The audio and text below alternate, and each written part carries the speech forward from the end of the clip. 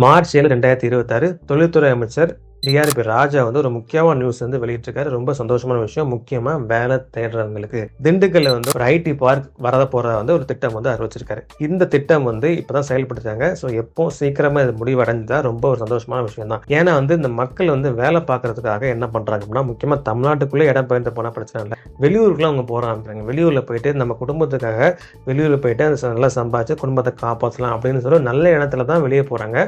But அவங்க நடக்குது என்னவோ உயிருக்கே உத்தரவாதம் இல்லாத சூழ்நிலை தான் அவங்களுக்கு அமையுது. முக்கியமாக சுற்றி நடக்கிற போர் பதற்றம் தான்.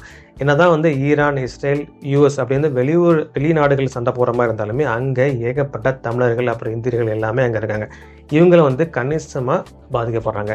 இப்படி அந்தந்த தலைவர்கள் எடுக்கிற கீழ்த்தனமான ஒரு முடிவுனால என்ன ஆகுது அப்படின்னா, சம்மந்தப்பட்ட சாதாரணர்களையோ இந்த மாதிரி அப்பாவி மக்கள் தான் அதிக அளவில் பாதிக்கப்படுறாங்க.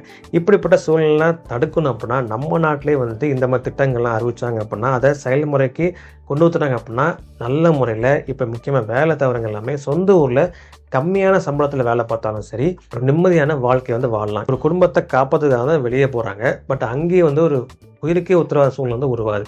ஸோ இதெல்லாம் தடுக்கணும் அப்படின்னா இந்த மாதிரி நிறைய திட்டங்கள் வந்தாலும் திட்டங்கள் மட்டும் வரலாமல் எந்த ஆட்சி அமைஞ்சாலுமே இந்த போட்ட திட்டங்கள் நல்ல முறையில் வந்து நடைமுறைக்கு கொண்டு வந்து கட்டி முடிச்சிட்டாங்கன்னா வேலைவாய்ப்பு சூப்பராக அமையும். அப்படி வேலைவாய்ப்பு சூப்பராக அமையும் போது எல்லாரும் மக்களுக்கும் ரொம்ப ஒரு நல்ல விதமான ஒரு விஷயமா இருக்கும்.